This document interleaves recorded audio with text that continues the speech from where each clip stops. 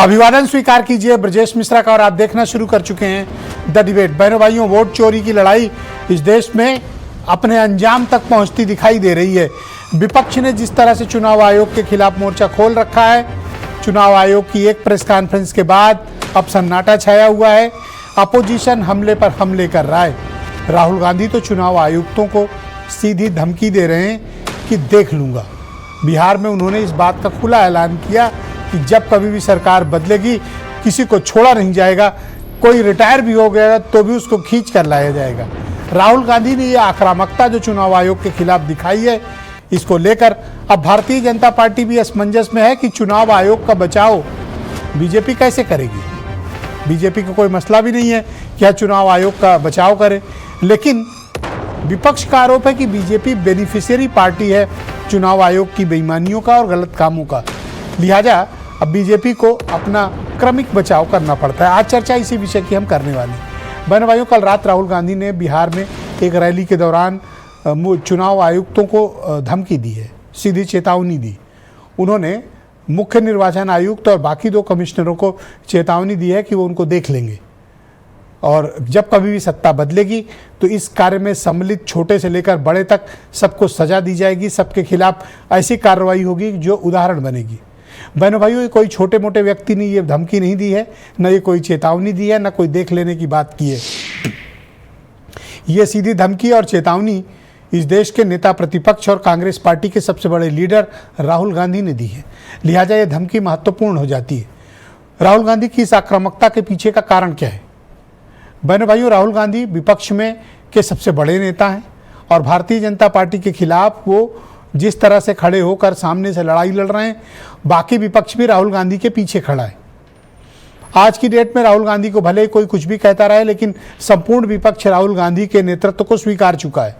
कोई भी एक ऐसा अपोजिशन का दल नहीं जिसको राहुल गांधी का नेतृत्व स्वीकार ना हो। कोई सामने से स्वीकार कर रहा है, कोई पीछे से स्वीकार कर रहा है, लेकिन अपोजिशन राहुल गांधी के नेतृत्व में खड़ा है। क्योंकि वोट चोरी वाली चिंता, SIR की चिंता, मतदाता सूची में गड़बड़ियां, चुनाव के दौरान की धांधलियां, ये विपक्ष पार्टियों को बेचैन किए हुए। भारतीय जनता पार्टी की लगातार जीत, एक के बाद एक हैट्रिक जीत, दिल्ली में तीसरी बार की सरकार, राज्यों में लगातार सरकारों की वापसी, विपक्ष विचलित हो चुका है। विपक्ष उसके कारण जनता नहीं बल्कि वोटर लिस्ट और मशीनों में तलाश रहा है। अब आप देख रहे होंगे कि लंबे समय से EVM की कोई बात नहीं हो रही। इस वक्त बात किसकी हो रही कि मतदाता सूची में फर्जी तरीके से नाम जोड़े गए और उन नामों के बाहर से भी लाए गए बीजेपी कार्यकर्ताओं से क्रमिक तौर पर फेज वाइज वोट डलवाया जाता है। इसीलिए चुनाव 5 या 6, 7 चरणों में कराए जाते हैं ताकि बीजेपी अपने कार्यकर्ताओं के एक बड़ी फौज को एक फेज से दूसरे फेज में मोबिलाइज करके वहाँ वोटिंग करा सके। और ऐसे तमाम फर्जी नाम बनते हैं। अखिलेश यादव ने तो यहाँ तक आरोप लगाया कि ये फर्जी आधार कार्ड बनाने की मशीन रखे हैं, ये फर्जी वोटर ID कार्ड बनाने की मशीन रखे हुए हैं। बिहार में जो मतदाता सूची में 65 लाख नाम काटे गए, उसने सनसनी फैला दी। पूरे देश में बिहार इकलौता ऐसा प्रांत होगा जहां वोट जुड़े नहीं बल्कि 65 लाख वोट कटे, डिलीट हुए। इतना मास एक्सक्लूजन भारत के निर्वाचन आयोग के इतिहास में पहली बार हुआ। 1, 2 लाख, 4 लाख वोट कटते तो कोई कुछ नहीं कहता।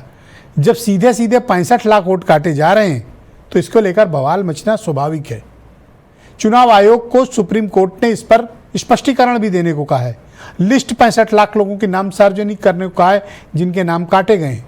बहन भाइयों, ये मुद्दा एक बड़ा रूप धारण कर चुका है। विपक्ष ने धमकी दी है कि और चेतावनी भी दी है कि वो ज्ञानेश कुमार जो भारत के मुख्य चुनाव आयुक्त हैं, उनके खिलाफ महाभियोग का प्रस्ताव भी सदन के भीतर ला सकता है। मामला बड़ा हो चुका। और इसी बीच जब ये झगड़े चल रहे हैं, विपक्ष ने उपराष्ट्रपति के पद के लिए अपने प्रत्याशी की घोषणा कर दी। यानी कि सितंबर में टकराहट बहुत ज़बरदस्त होने जा रही है। भले ही बारिश हो रही हो, मौसम थोड़ा खुशनुमा हो, लेकिन दिल्ली की गद्दी पर गर्मी बढ़ती जा रही है। कुछ बयान सुने आप। एक दिन ऐसा आएगा जब यहां पे बिहार में और दिल्ली में इंडिया गठबंधन की सरकार होगी, फिर हम आप तीनों को देखेंगे, कार्रवाई आपके खिलाफ करेंगे। तो इलेक्शन कमिश्नर आप अच्छी तरह समझ लो, अगर आपने अपना काम नहीं किया तो आप पर सख्त कार्रवाई होने जा रही है। बिहार की जनता इन इलेक्शन कमिश्नर को और बीजेपी के नेताओं को एक आवाज से कहेगी, वोट चोरी नहीं हो सकती है बिहार में। चाहते क्या है कि जो घुसपैठी हैं उनको वोटर बनाया जाए, जो रोहिंग्या हैं उनको वोटर बनाया जाए, जिनकी मृत्यु हो गई उनको वोटर रखा जाए। मतलब अभी तक वो अपने स्टैंड को स्पष्ट नहीं कर सके। एफिडेविट क्यों नहीं देंगे आप? खाली आप आरोप लगाएंगे, थूकेंगे और भाग जाएंगे। हिम्मत है तो करिए। और राहुल गांधी जी, ये भारत के चुनाव के कानून में है कि अगर आपको आपत्ति उठानी है तो आप एफिडेविट पे फाइल करिए। सरकार शायद नशत देकर के ही एसआईआर पे बात करेगी। हमें उम्मीद है कि अब कई साइंटिस्ट एक्सपर्ट उनके पास होंगे, उनसे राय मशवरा लेकर के शायद नक्षत्रों को देख करके जल्दी बहस शुरू कराएंगे।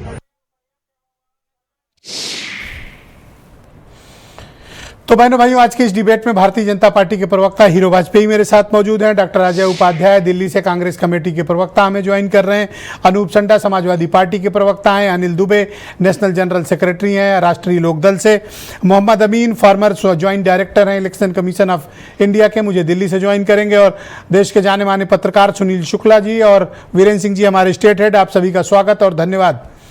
हीरो वाजपेयी जी, चुनाव आयोग को जिस तरह से राहुल गांधी सीधी चेतावनी दे रहे हैं और तीनों इलेक्शन कमिश्नर जिसमें मुख्य चुनाव आयुक्त तो सम्मिलित हैं, देख लेने की चेतावनी दी है।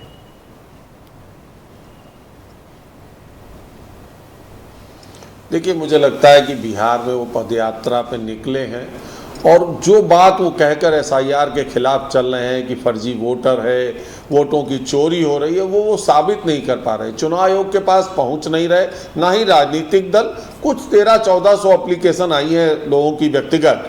मुझे लगता है राजनीतिक दलों को जाना चाहिए, व्यक्तिगत लोगों को भिजवाना चाहिए कि वोट चोरी कहाँ हो रहा है। और अगर वोट चोरी हो रहा है तो अगर वो घर घर पदयात्रा करने निकले तो वोट चोरी नहीं हो पाएगा। हर आदमी से पूछ लेंगे तुम्हारा वोट है कि नहीं है।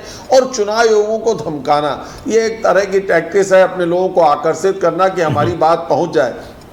पर इस बात से साबित होता है कि एसआईआर जरूरी है और चुनाव आयोग जो कार्रवाई कर रहा है वो अति आवश्यक है। फर्जी वोटर नहीं होने चाहिए, बाहर देश के लोग जो छुपे लुके उनके वोट नहीं बनने चाहिए, और ऐसे मतदाता जिनका वोट कहीं और है और कहीं और है, इस तरह के वोट नहीं होने चाहिए। उस बात पर चुनाव आयोग काम कर रहा है। मुझे लगता है ये हर राजनीतिक दल के लिए बेहतर बात है कि चुनाव की जो वोटर लिस्ट बने वो एकदम साफ हो, निष्पक्ष हो और पूरी तरह से क्लियर हो। जो व्यक्ति है वो 18 साल का हो चुका है, वोट वही डाले, कोई फर्जी आदमी वोट ना डाल सके। और जहां तक राहुल गांधी की बात है, अगर वो कहते वोट चोरी से जीते हैं, फर्जी वोट से लोग जीत रहे हैं, तो रायबरेली में साहब 60-65 हजार बने थे आधार कार्ड फर्जी, वो लोग जेल में हैं और वहां से वो चुनाव जीते हैं। तो क्या मतलब है कि वोट चोरी के वोट भी उनमें जुड़े थे क्या? इस तरह के आरोप एकदम निराधार हैं। कहीं लोग वोटर लिस्ट में गलती हो सकती है, उसके लिए अवसर दिया जाता है। अभी फाइनल वोटर लिस्ट नहीं आई है, जब फाइनल वोटर लिस्ट आएगी उसके बाद तमाम लोगों का मुंह बंद हो जाएगा। आपत्ति के लिए समय मिलता है और आपत्ति के समय में जहां जो आपत्ति है वो आ रही है। ऐसे केवल 1300-1400 लोग आए हैं। कहां है वो राजनीतिक दल जो बता रहे वोट चोरी हो गए? और लोग ये कह रहे हैं, 2-3 नाम उन्होंने बताए थे, वो सब लोग सामने आ चुके हैं। ओके, वाजपेयी जी, लोग कह रहे हैं कि चुनाव आयोग आपकी मोहब्बत में विपक्ष से गाली खा रहा है, धमकी खा रहा है, अब तो देख लेने तक की भी बातें चली जा रही हैं। आप उनका बचाव नहीं करोगे सर? देखिए, हम वोटर लिस्ट सही होनी चाहिए और चुनाव आयोग का वो काम है। ये हर राजनीतिक दल के लिए जरूरी है कि वोटर लिस्ट सही होनी चाहिए, भारतीय जनता पार्टी के लिए भी और भारतीय जनता पार्टी के सामने जो दल है उनके लिए भी, क्योंकि लोकतंत्र में वोटर को वोट अरे सर, चुनाव आयुक्तों को देख लेने की धमकी दी जा रही है, आप मामले को घुमा रहे हो सर, आप कैसे बचाओगे उनको? वो तो बहुत से लोगों को देख लेने की धमकी दी है और हसरा आप देख रहे हैं धीरे धीरे। कुछ दिन बाद वोटरों को भी देख लेने की धमकी देंगे कि तुमने भी हमें वोट नहीं दिया, अगले चुनाव में तुम्हें देख लेंगे। ऑलराइट, शुक्रिया आपका हमारे साथ जुड़े रहिएगा। लग रहा है कि बिहार में क्या हालत है। उन्होंने मान लिया हम इस बार हार रहे हैं, जब कभी हमारी सरकार बनेगी, आप उनके विषय सुनिए, जब कभी हमारी सरकार बनेगी तो हम तुम्हें देख लेंगे। इसके मतलब इस बार भी वो बिहार में उनका पत्ता साफ हो रहा है। डॉक्टर अजय उपाध्याय कांग्रेस कमेटी के प्रवक्ता हमें दिल्ली से ज्वाइन कर चुके हैं। डॉक्टर उपाध्याय, मुझे 2 सवालों के जवाब चाहिए। राहुल गांधी अपनी बात डेमोक्रेटली भी कह सकते हैं, कड़ी भाषा में भी कह सकते हैं, लेकिन सर देख लेने तक की धमकी देने की बात आप लोग इसे उचित मानते हैं? सवाल नंबर 1। सवाल नंबर 2, क्या कांग्रेस और बाकी विपक्ष ज्ञानेश कुमार के खिलाफ महाभियोग लाने की तैयारी कर रहा है?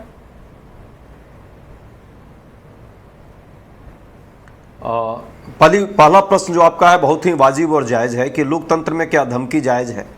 वाकई लोकतंत्र में धमकी जायज़ नहीं है, लेकिन लोकतंत्र को जो चुराना चाहता है, लोकतंत्र की जो हत्या करना चाहता है, उसके नींव पर जो प्रहार करना चाहता है, उसको सिर्फ धमकी नहीं, ज़रूरत पड़ेगी तो इस देश के लोग चप्पलों से उसको याद करेंगे, जूतों से याद करेंगे, लाठी डंडों से भी याद करेंगे, क्योंकि इस देश के लोकतंत्र को लाने में, पाने में अंग्रेजों को हमने मुंहतोड़ जवाब दिया।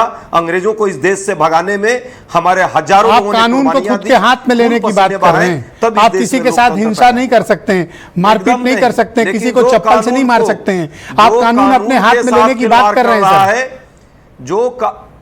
जो कानून के साथ खिलवाड़ कर रहा है, जो कानून के साथ कहीं ना कहीं कानून को तोड़ करके और कानून के साथ देश के साथ खिलवाड़ कर रहा है, देशद्रोह का काम कर रहा है, उसको उसी कानून के तहत हम ला करके। सर आप हिंसा फैलाने की बात कर रहे हो। आपने स्वयं अभी अपने स्टेटमेंट में कहा कि जूते चप्पल से मारेंगे सर, की बात नहीं। तो मारपीट करना, हिंसा करना, ये कानून हाथ में लेना है सर। आप हिंसा फैलाने को बढ़ावा दे रहे हो। देश के लोकतंत्र को जो, इस देश के लोकतंत्र को जो बुलडोज करना चाहेगा, उसको किसी भी स्तर पर हम जाएंगे, अपनी जान भी देने के लिए तैयार हैं, लेकिन इस देश के लोकतंत्र को बचाने के लिए हमें खून पसीना भी सर मैं आपको सजेस्ट करूंगा कि कानून हाथ में मत लीजिए सर। आपने जो आपके पास लीगल स्टेप्स हैं वो उठाएं। आप हिंसा का सहारा नहीं ले सकते सर।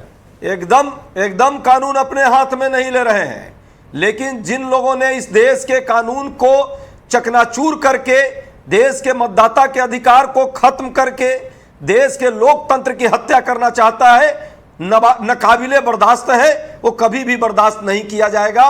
लोकतंत्र को बनाने में हमारे हजारों लाखों लोगों ने अपनी जान की कुर्बानियां दी हैं, तब इस देश में लोकतंत्र आया है। ये वो लोग नहीं जो अंग्रेजों की मुखबिरी करके और लोकतंत्र पर आपको कोई ग्रीवियंस है, आप कोर्ट जाएं सर, हाई कोर्ट जाएं, सुप्रीम कोर्ट जाएं, पर मुख्य चुनाव आयुक्त को, चुनाव आयुक्तों को आप एकदम जा रहे हैं, को मारने की बात कर रहे हो सर। ये थोड़ा ठीक बात नहीं लगी, गैर कानूनी बात है सर। मैं उनको नहीं कह रहा हूं। जो आपने कहा लोकतंत्र की जो हत्या करेगा, उसके साथ हम हर लेवल पर व्यवहार करेंगे।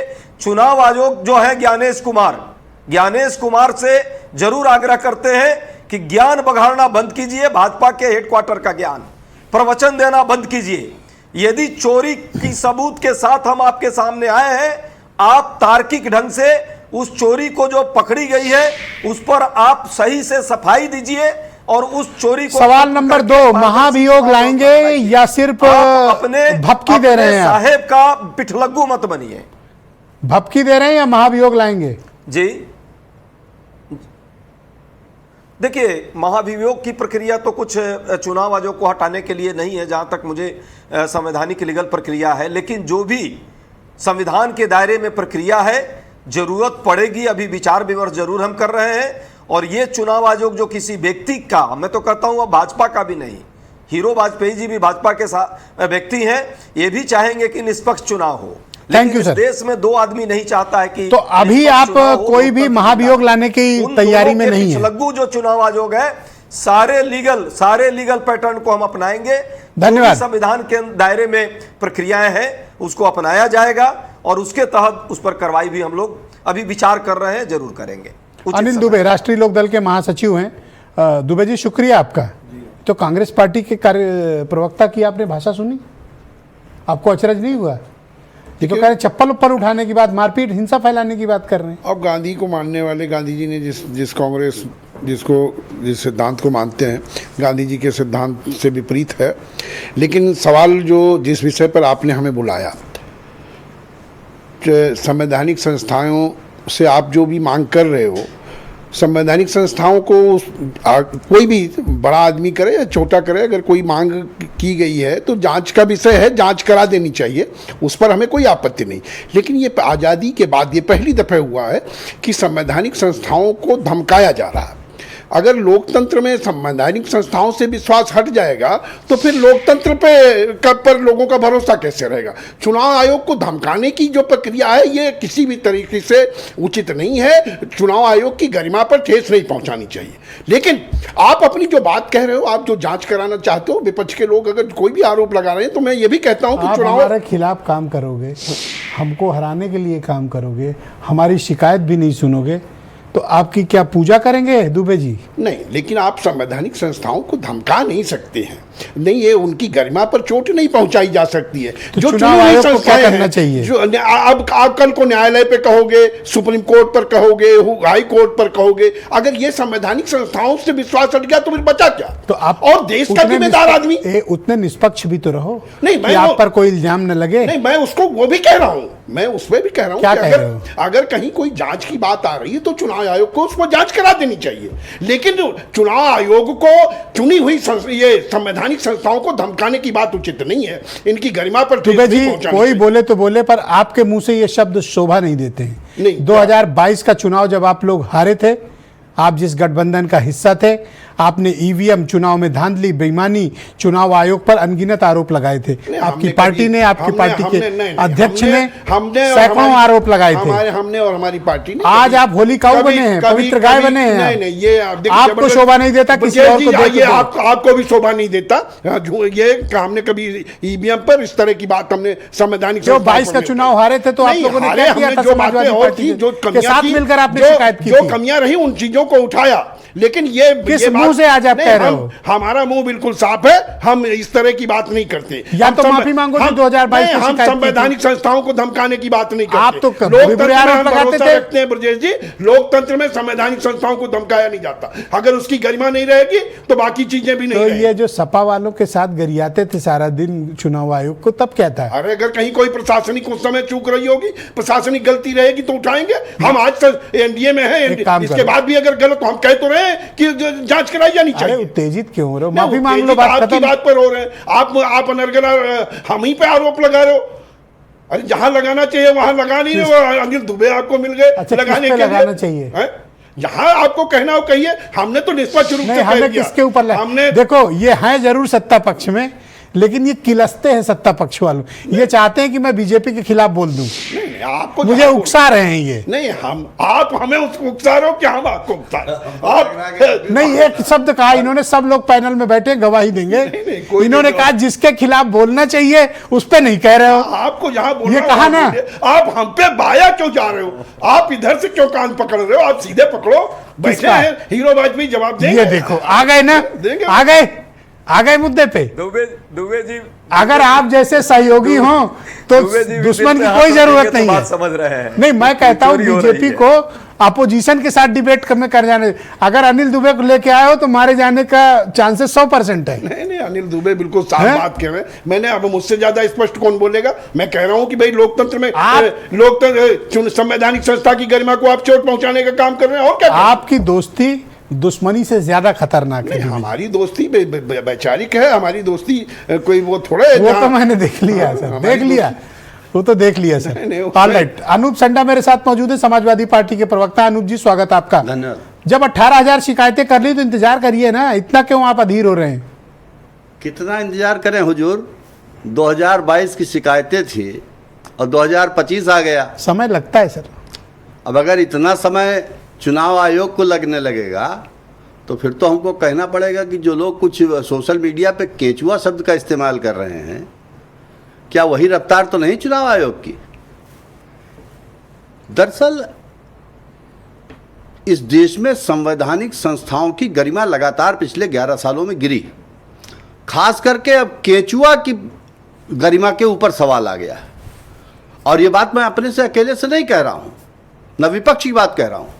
एक बहुत प्रतिष्ठित सामाजिक संस्था है CSDS, आप भी जानते होंगे, और लोकनीति ने एक सर्वे किया है जिसको बिजनेस स्टैंडर्ड अखबार ने अपने किसी अंक में छापा है जिसमें उन्होंने कहा कि 2019 में देश के 50% लोग चुनाव आयोग के ऊपर पूर्ण विश्वास रखते थे। 2024 में जब वो सर्वे हुआ तो वो संख्या 28% रह गई, और 2025 में अभी ताजा सर्वे हुआ वो संख्या 24% है आज देश की।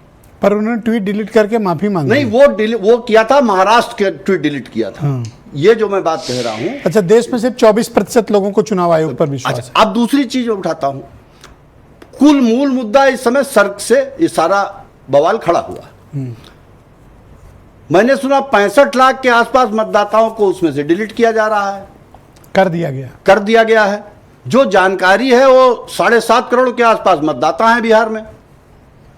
7.5 करोड़ मतदाताओं में से लगभग 8% मतदाता डिलीट किए जा रहे हैं। अभी हमारे भाजपा के मित्र बड़े जोर शोर से कह रहे थे, अरे 100 में 8 ही तो काटा। अरे भाई 100 में 8 काट दिया तो 100 में 8 करके तो आपने गर्दन काट दी किसी की। 8% तो वोट कर डिफरेंस आएगा।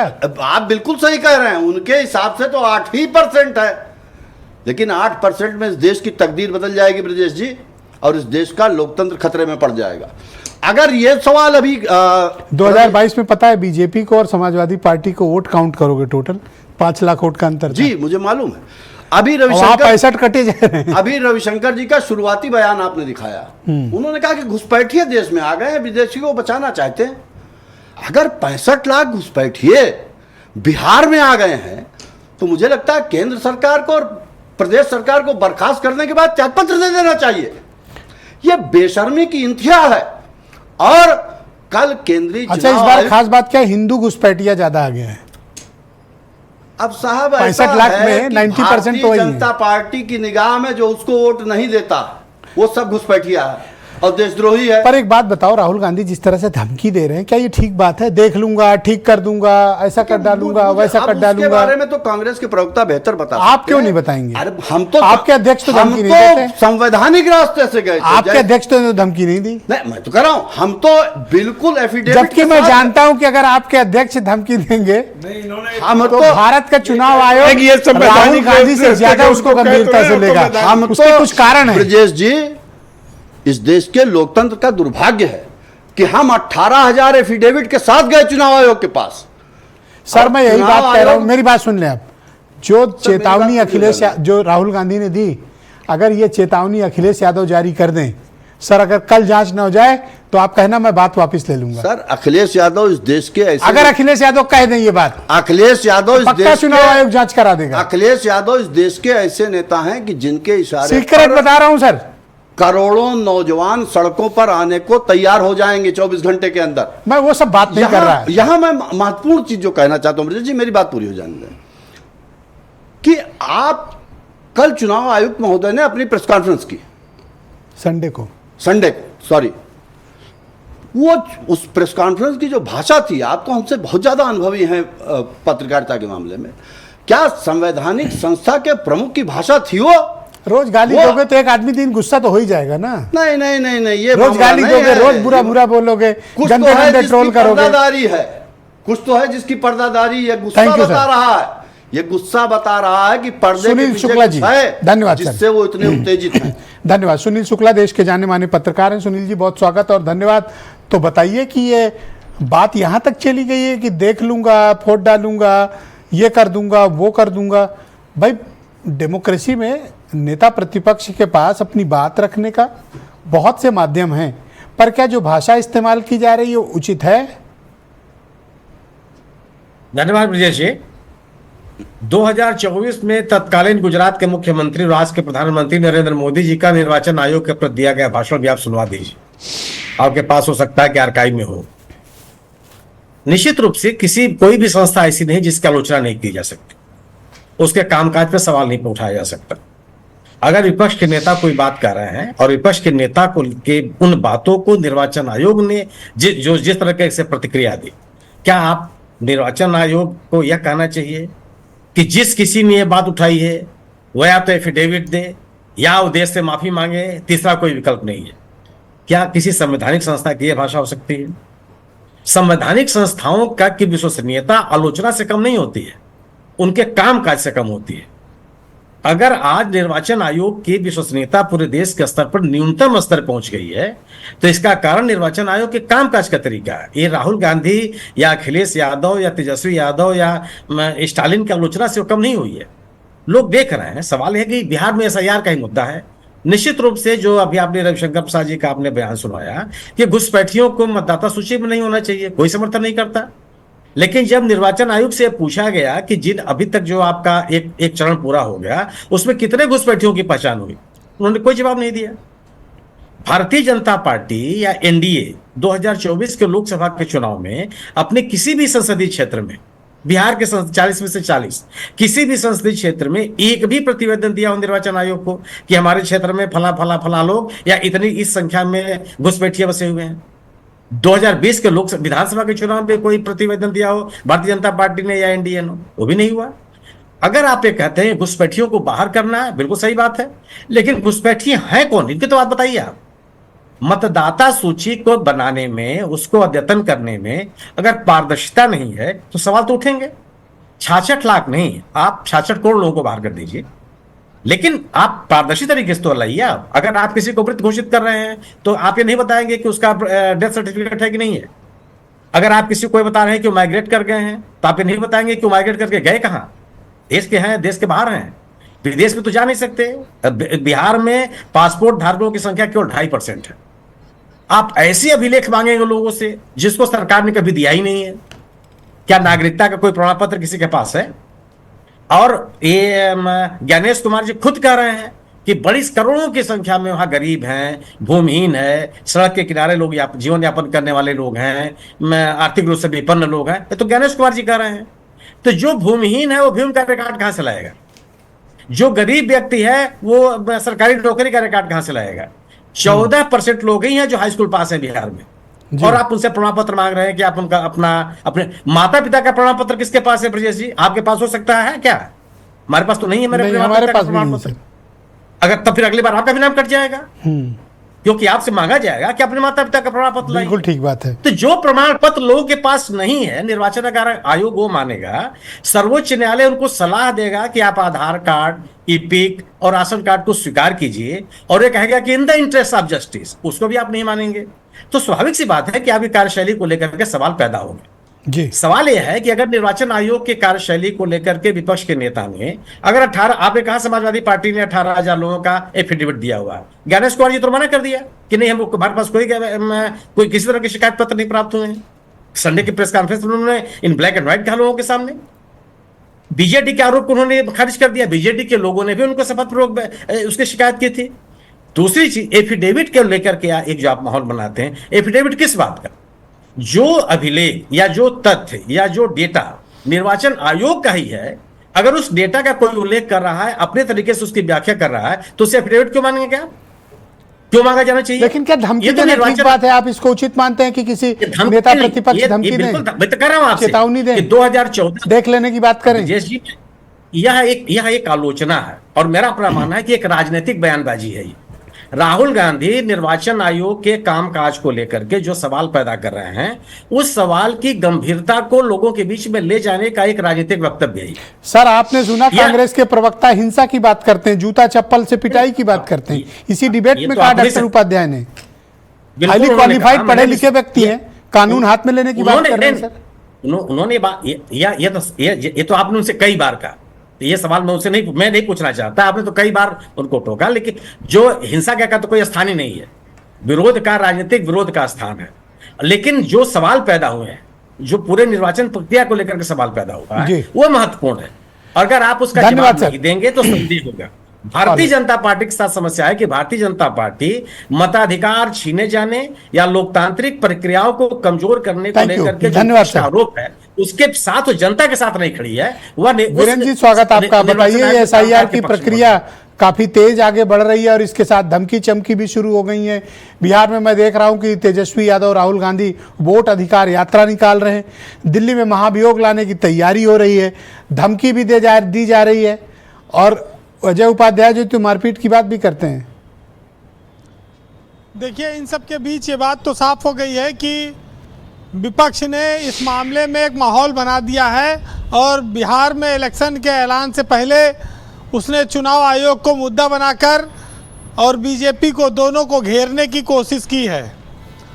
बिहार चुनाव में ये बात अब तक साफ होती जा रही कि विपक्ष वहाँ मजबूत हो रहा है और वो ये संदेश देने में कामयाब है कि चुनाव आयोग गड़बड़ी करता है और बीजेपी उसका साथ देती है। तो ये एक दबाव जो बना हुआ है वो चर्चा का विषय बन गया है। चुनाव माहौल जो बीजेपी बनाती है हर बार चुनाव में, उससे पहले विपक्ष ने उसके इस माहौल को खराब कर दिया है। और बिहार में 20 साल से नीतीश कुमार मुख्यमंत्री हैं। अब वो अगली बार किस स्थिति में रहेंगे, अभी इस पर जो स्पेशल इंटेंसिव रिवीजन प्रक्रिया चल रही है, इसने बहुत बड़ा प्रश्न चिन्ह खड़ा किया है। वैसे 65 लाख नाम काटा जाना कोई मामूली बात नहीं है, उसमें काफ़ी सारे मृतक लोग भी हैं और ये कुछ मृतक लोगों से राहुल गांधी अपने आवास पर भी कुछ दिन पहले मिले थे, वही जो नाम कटे हैं जिनमें मृतक बताया गया है।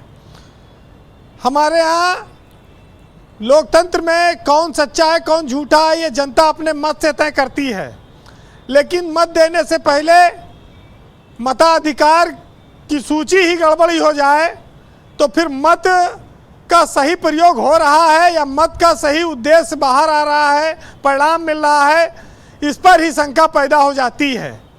और यही शंका आज चुनाव आयोग को लेकर पैदा हुई है, विपक्ष ने किया है। लेकिन पूरा देश इस बात को जानता है कि संवैधानिक संस्थाओं को तोड़ने मरोड़ने का काम पहले कांग्रेस ने किया था, आज वही बीजेपी पर आरोप लग रहे हैं। तो आप इसको जैसे को तैसा वाली स्थिति भी कह सकते हैं। ये सब सिखाया किया धरा कांग्रेस के ज़माने से चला आ रहा है। राजनीतिक लोगों को कांग्रेस ने आयोगों से हटने के बाद तमाम जगहों पर मौके दिए और बीजेपी भी उसी रास्ते पर है, इसमें कोई नई बात नहीं है। लेकिन चुनाव आयोग एक तरह से विपक्ष के लिए संजीवनी बूटी साबित हुआ है, ये भी है। और बिहार में विपक्ष सीटों के बंटवारे में नहीं उलझा, वो एकजुटता दिखाने में कामयाब रहा। अब बीजेपी की बारी है कि वो चुनाव से पहले किस तरह से इस मामले से निपटेगी। लेकिन सरकार के पास सीमित जगहें हैं कि वो चुनाव आयोग के कंधे पर रख के बंदूक नहीं दाग सकती है, खुलेआम नहीं दाग सकती है, इधर उधर से फायर कवर दे सकती है। लेकिन इससे विपक्ष चुनाव आयोग पर उसका अटैक जो है वो सीधा चल रहा है और उसमें अप्रत्यक्ष रूप से वो बीजेपी को घेरती है। तो ये सारी चीज़ें सामने आ रही हैं धीरे धीरे और जनता में इस बात को लेकर काफ़ी चर्चा है। तो चुनाव आयोग कहीं बिहार चुनाव में एक बलि के बकरे की तरह ना इस्तेमाल हो जाए, ये भी एक बड़ा शंका है, एक माहौल बन रहा है। फिलहाल हम ये देखते हैं कि जिस समाज में सत्य को कई बार मौन रहना पड़ता हो, क्योंकि सत्य बात जानता है कि भले उसकी बात कोई आज ना माने लेकिन वक्त उसका जवाब देगा। राहुल गांधी सही है या चुनाव आयोग सही है, इसका जवाब वक्त पर आएगा, आज नहीं तो कल आएगा। लेकिन लोकप्रियता से, निष्पक्षता से चुनाव हो ये सबकी इच्छा है। वोट काटकर, वोट बढ़ाकर चुनाव नहीं होना चाहिए। इस देश की अंतरात्मा पर, लोकतांत्रिक व्यवस्था पर ये कुठाराघात करता है। जी, लेकिन पर ये बात कहना कि देख लेंगे, धमकी देना, उपाध्याय जी कह रहे हैं कि जूता चप्पल मार पिटाई सब करेंगे, देख ले, मतलब तरह तरह की भाषाएं बोली जा रही, क्या ये ठीक बात है? देखिए, ये तो राजनीतिक रूप से मंचों से धमकियां दी जाती रही हैं। प्रदेशों में नेता बोलते हैं कि अगर हमारी सरकार आई तो भ्रष्टाचार की जांच करा देंगे, ये लोग सब जेल पीसेंगे, चक्की पीसेंगे, बहुत सारी चीजें आई हैं। और बाद में महाराष्ट्र में सरकार में आ गए। वही तो बहुत सारी चीजें आती रही हैं। चुनाव में संजय धमकियां सिंह वो चलती बड़ा हैं। अच्छा डायलॉग बोलते हैं, चक्की पीसेंगे तो और लेकिन फिर वो पीसते पीसते सरकार में आ गए महाराष्ट्र। हाँ, तो ये चलता है, यही सब तो खूबसूरती, इसी को लोग ब्यूटी मानते हैं लोकतंत्र की। अजित पवार के बारे में कहा था। तो फिलहाल जी कंक्लूड करें। एक बहुत पुराना, देखिए चुनाव आयोग के लिए साफ तौर पे कहा जा सकता है कि रहजनों ने अगर लूट लिया है तो मुझे उनकी लुटाई से कोई समस्या नहीं है, लेकिन तुम चौकीदारी और रहबरी कैसे कर रहे थे ये तुम्हारी जवाबदेही है। और हमारे यहाँ कहा जाता है, शौक बहराइची एक शायर थे, उनकी 2 लाइनें सब जानते हैं लेकिन आगे 2 लाइन के बारे में नहीं जानते। आप सुनिएगा कि जब एक ही उल्लू काफ़ी था बर्बाद गुलिस्ता करने को, और हर साग पे उल्लू बैठा है तो अंजाम गुलिस्ता क्या होगा। और उसके आगे की 2 लाइनें हैं जिन पर बहुत कम लोग जानते हैं कि अल्लाह गनी इस दुनिया में सरमाया परस्ती का आलम, और बेजर का कोई बहनोई नहीं, जरदार के लाखों साले हैं। थैंक यू वीरेन जी, धन्यवाद। देखिए 2 लाइन आप बोलिए, बाकी 2 लाइन वीरेन जी ढूंढ के लाके जोड़ के दिखाएंगे आपको, ये उनकी काबिलियत है। बहुत शुक्रिया वीरेन जी, बहुत धन्यवाद हमारे साथ जुड़ने के लिए, ग्राउंड जीरो से अपना फीडबैक और ओपिनियन हमको हमारे साथ साझा करने के लिए। बहनों भाइयों, इस परिचर्चा का दूसरा चरण प्रारंभ करते हैं। उत्तर प्रदेश में भारतीय जनता पार्टी की प्रवक्ता हीरो वाजपेयी मेरे साथ मौजूद हैं। वाजपेयी जी, आरोप आपकी पार्टी के ऊपर लग रहा है कि चुनाव आयोग जो कुछ भी कर रहा है उसके बेनिफिशियरी भारतीय जनता पार्टी है। देखिए ब्रजेश जी, ये एकदम गलत है। सोशल मीडिया पे आप देख रहे होंगे तमाम लोग हम लोगों पे कमेंट भी कर रहे हैं कि भारतीय जनता पार्टी पंजाब, केरल और बंगाल में वोट चोरी करना कब सीखेगी। जहाँ जहाँ हम हारते हैं वहाँ की बात नहीं होती, और जहाँ जहाँ हम जीतते वहाँ वोटरों का अपमान होता है कि वोट चोरी करके जीत गए। अगर हम 2014 में चुनाव जीते तो वोटर लिस्ट पे चुनाव जीते, 2019 में जीते, और जब वोट चोरी करने का आरोप लगा तो हमारी सीटें कम हो गई, 240 पे जीते।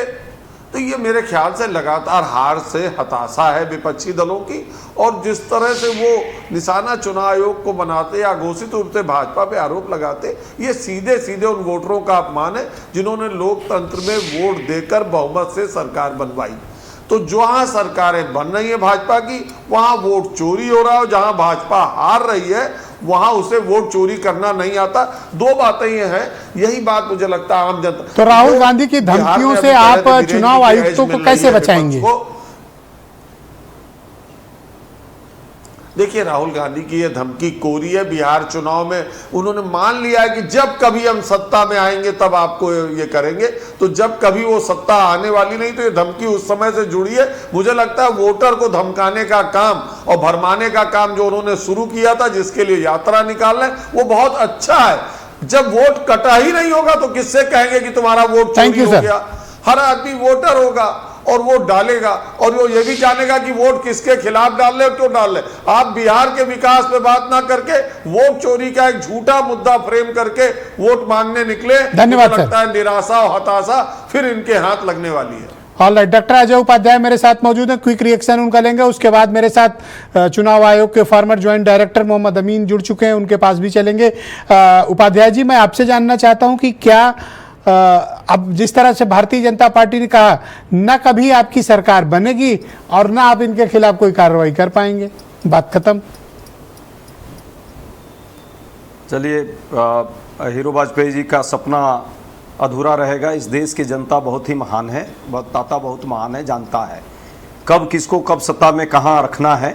सच्चाई और पारदर्शिता से यदि चुनाव प्रक्रिया जारी रहती तो इस बार जो प्रधानमंत्री जी हैं वो सांसद नहीं बनते, ये सच है। और अभी भी मैं कह रहा हूं कि सीसीटीवी फुटेज यदि चुनाव आयोग दे दे और रीडेबल जो है वोटर लिस्ट दे दे, बनारस का जो है पूरा चुनाव का जो वो लिस्ट है यदि दिया जाए तो परिणाम बदलने की स्थिति में है। मैंने जो बात रखी थी, क्यों रखी थी, जिंदा को जब आप मृत बना देंगे मिश्रा जी, जो लोग जिंदा हैं बिहार में, और उनको जब आप भूत बना देंगे तो आपका भूत तो उतार ही देगा वो जनता। मैं उसकी बात कर रहा हूं। कांग्रेस पार्टी नहीं मारने जा रही है, अजय उपाध्याय नहीं मारने जा रहे हैं। जब कोई नागरिक जो गांव का सम्मानित नागरिक है उसका वोट काट दोगे, उसको कहोगे वो बांग्लादेशी है, घुसपैठिया है, तो आपको घुसने नहीं देगा आप गांव बोल तो रहे हो। में, लाठी डंडे से स्वागत करेगा। पहले राउंड में आप इसी जूता तरह चप्पल पिटाई की बात किसी कर का रहे थे, राजनीतिक अधिकार जब दूसरे आप राउंड में आप छीनोगे, बात से पलट तो गए। देश के नागरिकता का सम्मान छीन रहे हो आप पलट गए बात से। नहीं, पलट नहीं रहा हूं, मैं यही कह रहा हूं कि सच्चाई यही है, जिसका भी वोट का अधिकार गरीब का छीना जाएगा वो जो है जिंदा उसको मृत बता दिया जाएगा। ये काम भाजपा गृह युद्ध की तरफ देश को ले जाना चाहती है, आप समझिए। ये संवैधानिक संस्थाओं की बात नहीं है।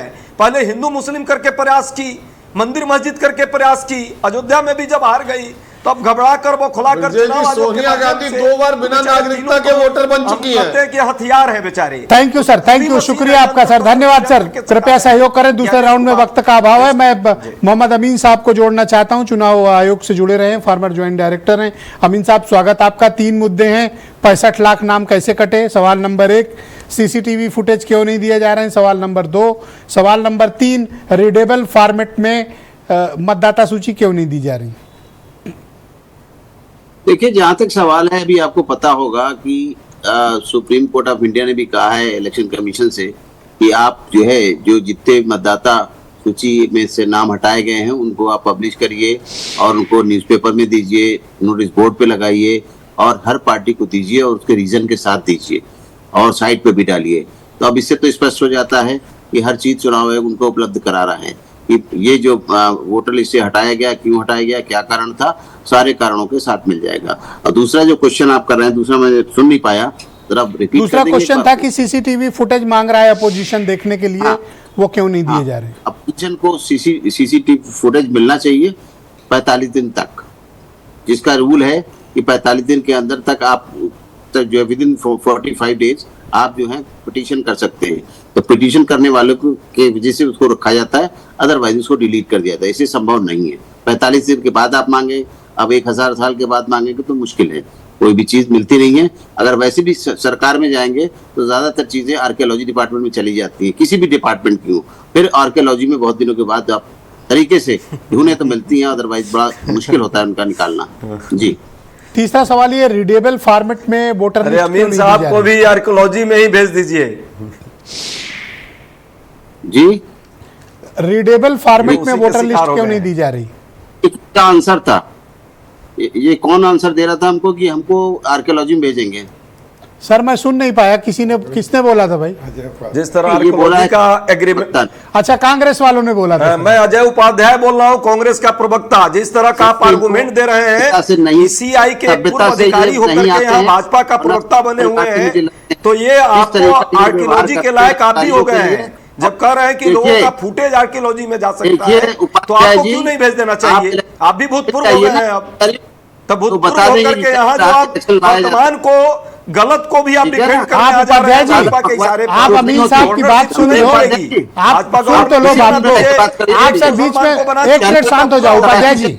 Upadhyay ji I request you, शांत हो जाएं। अमीन साहब को अपनी बात कहने दें, बोलिए सर। सुन रहा था मैं, आज मैं देखता हूँ भाजपा की चमचागिरी करते हैं। सर आप सुन तो लो उनकी बात, सुनो तो सर। विश्वसनीयता पर सर सुनो उपाध्याय जी, लगाने के बजाय उपाध्याय जी, भाजपा का अरे सर सुन लो, बात सुनने में कोई बुराई नहीं, बात सुन। आइए इलेक्शन कमीशन में बता देंगे हम किस तरह बात करते हैं।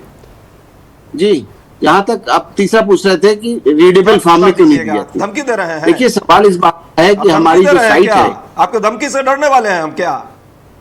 अरे आए तो थे आप 300 लेके, घुस पाया उसके अंदर इलेक्शन कमीशन के अंदर में। धमकी दे रहे हैं सर, हम अब चैनल पर आइए बता देते हैं कि धमकी नहीं दे रहा, बता रहा हूँ। अरे भाई लॉजिकल बात कीजिए ना, यहाँ मैं कह रहा हूँ किसी से बदतमीजी से बात कीजिए। आपको इसलिए बताया गया है कि आप संयुक्त निदेशक रहे हैं घर का, लेकिन भाजपा के पिछलग्गू और चमचागिरी के लिए नहीं बैठाया गया है। चुनाव आयोग पर सही तरह उपाध्याय जी, चुनाव आयोग सर आप भी यही आप बदसलूकी न करें सर, बदसलूकी न करें उपाध्याय जी, काम करते थे आप, बदसलूकी न करें, वो मेरे मेहमान है, आप उनको बोलने दें। पर आप ही जैसे लोगों ने, अमीन साहब मेहमान है हमारे, बोलने के बाद भी आप बदतमीजी न करें, रुक जाए सर, आप रुक जाए सर। अमीन साहब बोले आप। नहीं मैं बदतमीजी नहीं कर रहा हूँ सर, शांत हो जाए। धमकी दी है मुझे, आप पढ़े लिखे क्या यूज किया है।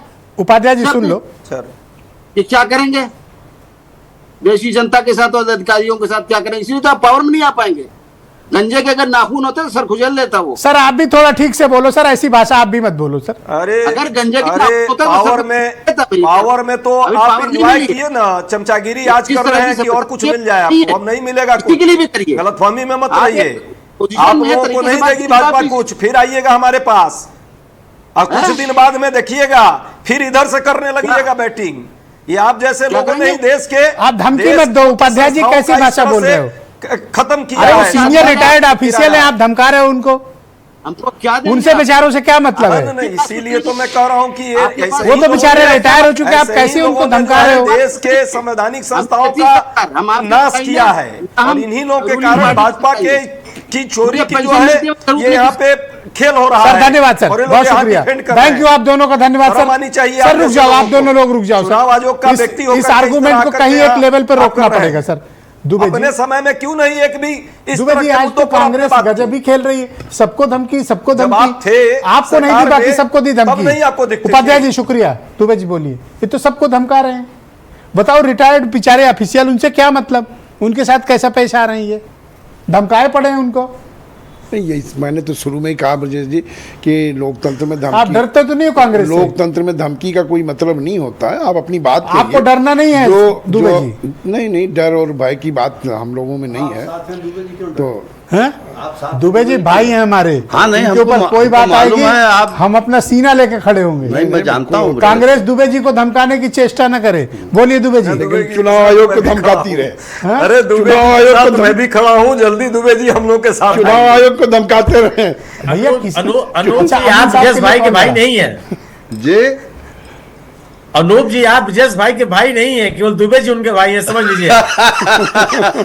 नहीं, वो तो जी खुलेआम जातिवाद कर रहे हैं। बोलो दुबे जी, नहीं, दुबे जी बोलेंगे। नहीं, देखिए ब्रजेश जी, मैंने पहले भी कहा, मैं फिर दोहराता हूँ कि आपको जो अपनी बात कहनी है, आप जांच की बात करिए, कानूनी संवैधानिक कार्रवाई की बात करिए, लेकिन किसी संवैधानिक संस्था की मर्यादा से खेलने का काम मत करिए। गांधी जी को कहते हो हम मानते हैं, फिर हिंसा की बात करोगे, जूते चप्पल की बात करोगे, कोई विरोध कह रहा है तो उसको अपमानित करने की बात करोगे। एक सवाल है आपसे। हम लोग इसके पक्षधर नहीं हैं। क्या हम लोग आप- इसके, हाँ एक बात है, आप जांच मैं एक करिए। सवाल करना। एक बात मैं और कह दूं कि जैसे चुनाव आयोग को चाहिए पूरे देश में एक व्यक्ति को एक ही वोट मिले। ये नहीं कि वो लखनऊ में भी वोटर है और महाराष्ट्र में भी वोटर है, लखनऊ छोड़ अब मेरा एक सवाल है आपसे। हाँ बताइए।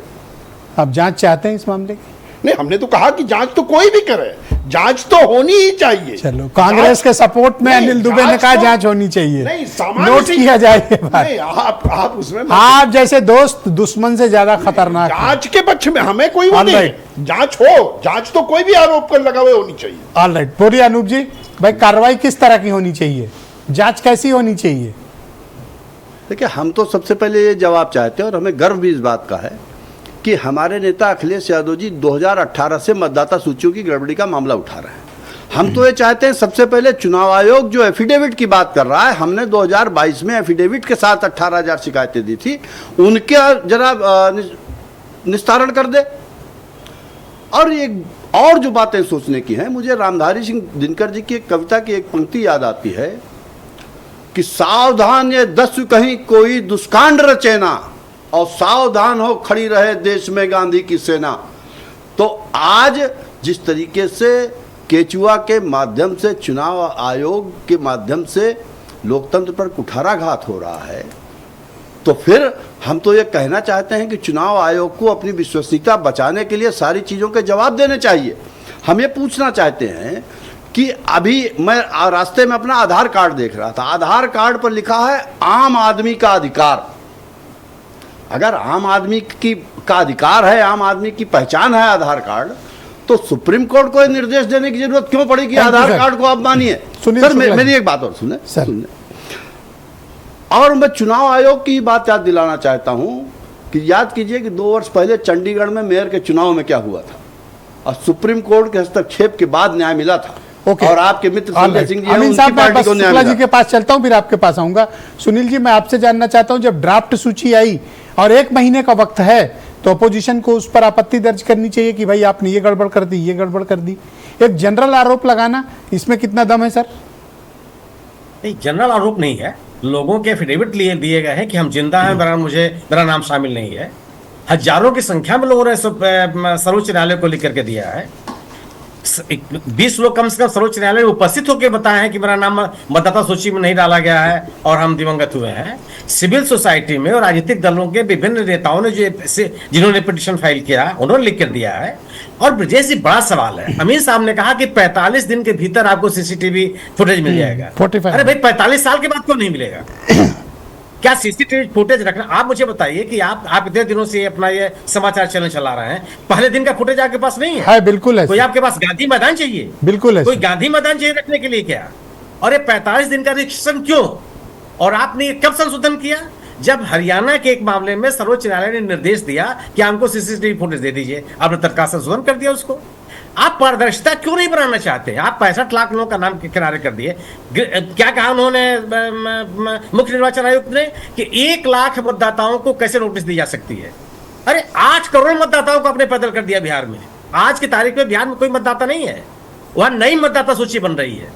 और 8 करोड़ में 8 करोड़ मतदाताओं को छोटा या बड़ा अभिलेख देना आवश्यक है। ये स्थिति है। 8 करोड़ लोगों से आप अभिलेख मांग रहे हैं और 1 लाख लोगों के लिए आप कर रहे हैं, ये कैसे मांग लिया जाए? ऑलराइट, बहुत शुक्रिया सर। अमीन साहब कुछ कहना चाहते हैं? अमीन साहब प्लीज बोलिए। मैं कह रहा था कि थोड़ा सा आप ज्ञान इतना अच्छा बांटते हैं, बड़े अच्छे ब्रजेश जी। सर मैं क्षमा चाहता हूं, मैं कोई ज्ञान नहीं बांटता सर। क्या अधिकार क्षेत्र चुनाव कराने के लिए असेंबली कराता है, पार्लियामेंट के कराता है, लोकसभा कराता है, राज्यसभा कराता है और विधान परिषद के भी कराता है, साथ में उपराष्ट्रपति राष्ट्रपति कराता है। कभी भी लोकल सेल बॉडी के चुनाव नहीं कराता, ब्लॉक प्रमुख के नहीं कराता। अभी आपके प्रवक्ता कह रहे थे कि वो चंडीगढ़ का एग्जाम्पल दे रहे थे। और इसी तरीके से अगर पानीपत का देखें सर, मेरे प्रवक्ता नहीं सर, कांग्रेस के प्रवक्ता जी, मेरे कोई प्रवक्ता नहीं है सर। नहीं, वो समाजवादी प्रवक्ता कह रहे थे, चंडीगढ़ का एग्जाम्पल दे रहे थे। वो हमारा अधिकार क्षेत्र नहीं है, ना इलेक्शन कमीशन ने इलेक्शन कराया। ये मैं ज्ञान को करेक्ट कर रहा था। बहुत शुक्रिया आप सभी का। मैं अपने अतिथियों का बहुत आभार प्रकट करता हूं कि आप सबने अपने अपने विचार आज के कार्यक्रम में प्रस्तुत किए। आप सबका बहुत बहुत शुक्रिया, बहुत धन्यवाद। बहनों भाइयों, एक छोटा सा ब्रेक लेंगे। ब्रेक के उस पार जीनत सिद्दीकी आपके लिए 2 बेहतरीन और बड़ी धमाकेदार खबरों के साथ आ रही हैं कि अगर आपने केसरिया रंग का कपड़ा और भगवा कपड़ा पहन के किसी ढाबा, होटल या रेस्टोरेंट में खाना खाया तो फिर आपकी शामत आ सकती है। आज एक बाबा के साथ इतनी बड़ी घटना लखनऊ के भीतर हुई। और दूसरा, महक और परी नाम की संभल की 2 यूट्यूबर्स और इंस्टाग्राम वाली हैं, इन्होंने आतंक काट रखा है पूरे क्षेत्र में। आज इनके कांड और कारनामे जीनत सिद्दीकी बताने वाली है।